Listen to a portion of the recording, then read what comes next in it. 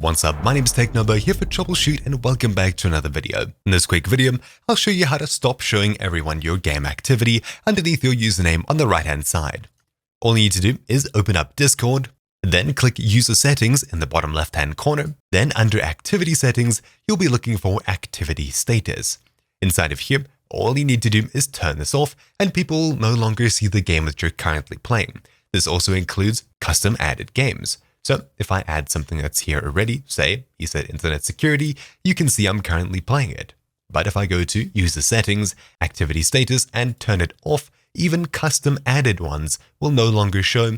I'm obviously listening to Spotify right now, so it is working. If I pause my Spotify stream, there it is. It's that simple. And to turn it back on, simply head back into User Settings, Activity Status, and turn it on once again.